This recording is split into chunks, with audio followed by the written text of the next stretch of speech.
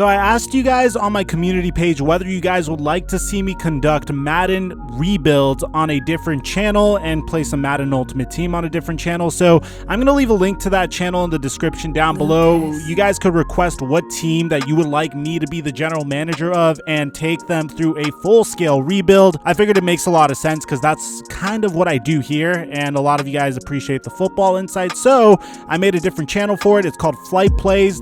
Links in the description down below. And if you guys enjoy the content on this channel, we are at 34,000 subscribers. Make sure to drop a like, subscribe, and turn on notifications. And I'm going to skip the rest of the intro because we have a lot of players to cover here. So a lot of you guys didn't really like a lot of my picks from the first NFL mock draft, but now that NFL free agency has been concluded, I am very confident that this is by far one of the most realistic NFL mock drafts out there.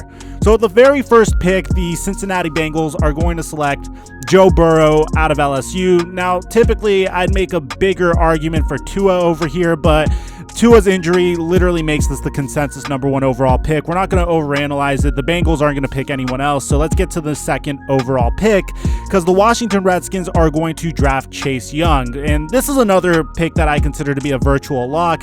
This is by far the best player in the entire NFL draft. And Washington could literally use Chase Young to create one of the most fearsome pass rushes in the entire NFL. I personally think that Chase Young is going to allow the Washington Redskins to finally dominate that Dallas Cowboys offensive line. That should make for some very interesting battles 2 times a year. Now, I did mention in my previous mock draft whether or not you guys wanted to see trades, and a lot of you guys said yes. So at the #3 overall pick, the Miami Dolphins are going to trade up with the Detroit Lions to select Tua Tagovailoa. Now, I don't buy the rumors. I don't buy the smoke screens. I've been following the NFL for almost 20 years now, and I know what teams will say when the draft approaches to get what they want. I don't think a hip injury will cause the Dolphins to punt on a decision that has been in the making for an entire year at this point.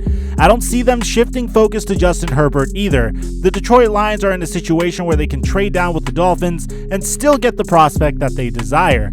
At the 4th pick, I have the New York Giants selecting Isiah Simmons, who is a linebacker out of Clemson, and ideally David Gettleman's able to get his guy with a trade down here, but in this scenario, we have the Miami Dolphins striking a deal with the Detroit Lions so they can make sure they get their man, which means there's no point in any team moving up for a quarterback unless it's a surprise team that wants to leapfrog the Chargers.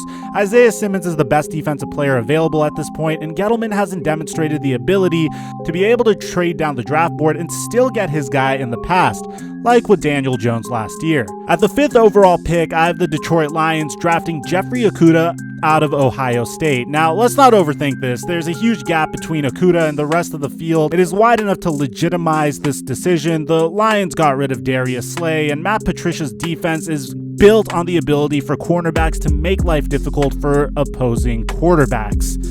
At the 6th pick, the Los Angeles Chargers select Justin Herbert. Now, you have to understand Herbert endured an up and down 2018 season, and he was considered to be the top quarterback prospect for the 2019 NFL draft before making the age-old mistake of the quarterback returning to school, where he risked injury and regression. And we saw that regression from Herbert late in the 2019 campaign, but he was able to rebound very well by doing fairly well in the Senior Bowl. Now, I feel like this is an ideal situation for Herbert. He'll be able to sit behind Tyrod Taylor until he is comfortable to take the reins of an offense that should have a balanced rushing attack and 2 amazing wide receivers in Mike Williams, Keenan Allen, and Hunter Henry.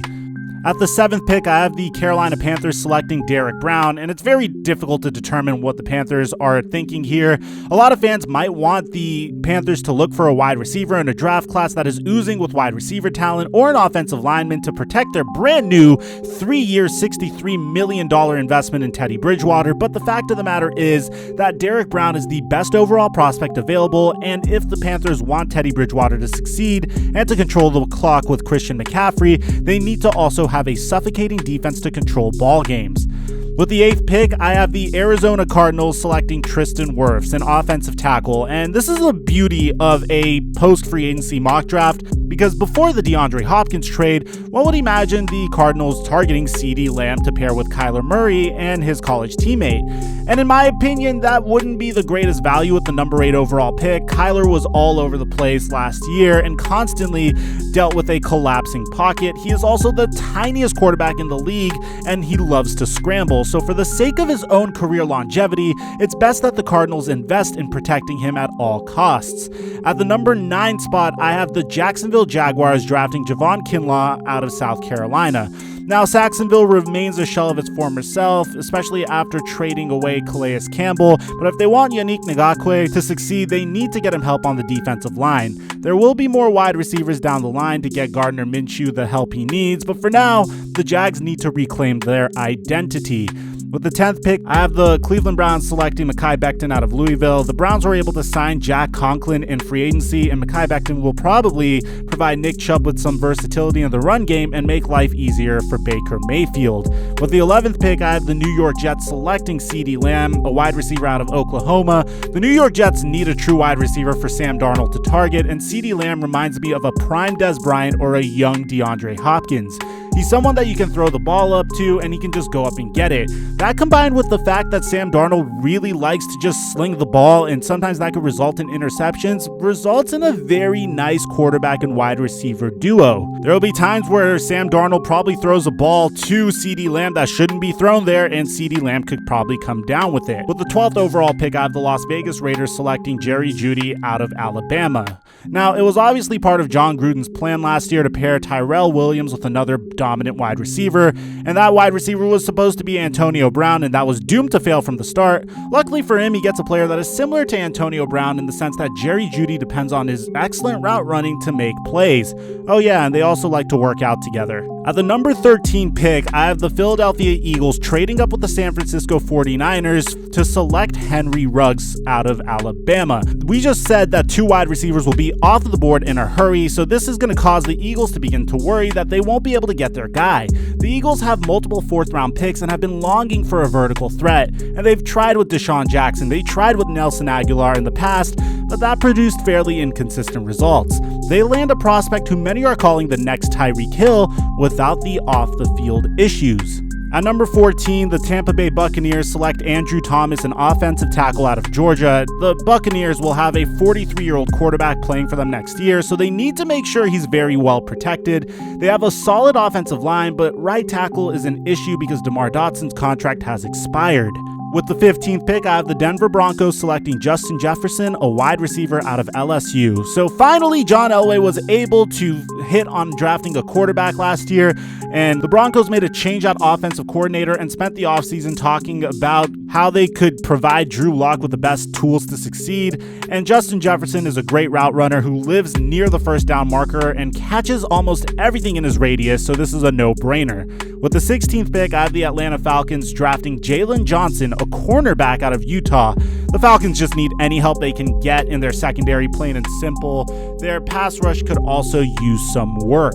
With the 17th pick of the NFL draft, I have the Dallas Cowboys drafting Calais Von Cason, and this is because the Cowboys lost Robert Quinn to free agency, so they'll need to find some help to bolster their edge rush in the 2020 NFL draft. With the 18th pick in the NFL draft, I have the Miami Dolphins selecting Jedrick Wills out of Alabama, an offensive tackle. The Dolphins lost Laramie Tunsil last year, and Jedrick Wills appears to be the prototypical left tackle. He follows Tua to his new home in Miami. Now, with the 19th pick, I have the Las Vegas Raiders selecting CJ Henderson, a cornerback out of Florida. The Raiders can go in multiple directions here, but CJ Henderson is the best defensive player on the board that still fills a major need for them. With the 20th pick in the NFL draft, I have the Jacksonville Jaguars selecting Trevon Diggs, a cornerback out of Alabama. And this is the Jags just trying to fill the void left by Jalen Ramsey by using one of the draft picks they acquired for trading Jalen Ramsey. With the 21st pick in the NFL draft, and this is probably my favorite pick in the entire draft because this is such a 49ers move to make. The San Francisco 49ers draft Laviska Shenault out of Colorado, who's a wide receiver. And Shenault is extremely physical. He can line up anywhere, and he was a threat as a rusher with 280 yards and 7 touchdowns in 3 seasons, and was compared to a young Julio Jones before last season started, meaning Kyle Shanahan could plug him in on jet sweeps or Jimmy G can target him on deep throws. This sounds like the ideal Shanahan wide receiver. John Lynch gets his man while also trading back to add some late round picks. With the 22nd pick in the NFL draft, we have the Minnesota Vikings drafting T. Higgins, a wide receiver out of Clemson. The Vikings haven't really had the greatest luck with wide receivers in the early part of the draft. See Laquan Treadwell, but they use a pick on bolstering the void left by Stephon Diggs and providing Kirk Cousins with a good red zone target. With the 23rd pick of the NFL draft, the New England Patriots select Cole Kmet, a tight end out of Notre Dame. You expected Jordan Love here, didn't you, Patriots fans? But I don't expect the Tom Brady heir to be a first-round pick. I expect him to be a hard-working player in the latter part of the draft. Bill Belichick will be focused on creating a hybrid of his old scheme and a brand new scheme that we are unaware of with this pick. I expect him to be targeting Jalen Hurts as the Tom Brady heir. With the 24th pick in the NFL draft, the New Orleans Saints select Ross Blacklock, a defensive tackle out of LSU. The Saints don't really have that many needs, so they could always use a bolstering defensive line to help Sheldon Rankins out. With the 25th pick of the NFL draft, the Minnesota Vikings select Yetur Gross-Matos, a defensive end out of Penn State. And this is so the Vikings could replace the departed Everson Griffin with a player that they can pair with Danielle Hunter. Yetur has insane potential and had 20 tackles for a loss last year. With the 26th pick of the NFL draft, the Miami Dolphins select Deandre Swift, a running back out of Georgia. And Swift is going to be a phenomenal pick here. He really needs to. The Miami Dolphins desperately need a lead back, and I've been calling this pick for practically every mock draft I've made. With the 27th pick of the NFL draft, the Seattle Seahawks draft Josh Jones, an offensive tackle out of Houston. Jones also comes from a zone-heavy system that could translate more easily into Brian Schottenheimer's offense. With the 28th pick in the NFL draft, the Baltimore Ravens select Terrell Lewis, an edge rusher from Alabama. With the 29th pick in the NFL draft, the Tennessee Titans select Austin Jackson, who is pretty much going to be Jack Conklin's replacement. With the 30th pick in the NFL draft, the Green Bay Packers select Denzel Mims, a wide receiver. With the 31st pick in the NFL draft, the San Francisco 49ers draft AJ Terrell, a cornerback out of Clemson. And with the 32nd pick of the NFL draft, the Kansas City Chiefs draft Patrick Queen, a linebacker out of LSU. So those are my picks, and this is probably my final mock draft until the NFL draft. So let me know what you guys think about this. Do you agree with the trades? Do you think that it's not the best moves for each team? I really sat down and figured what players and what teams would make the best fit for each other and make the most sense for each other. Besides that, if you enjoy the content, make sure you're subscribed. I'm your boy Mikerophone, and I'll catch you guys in the next one.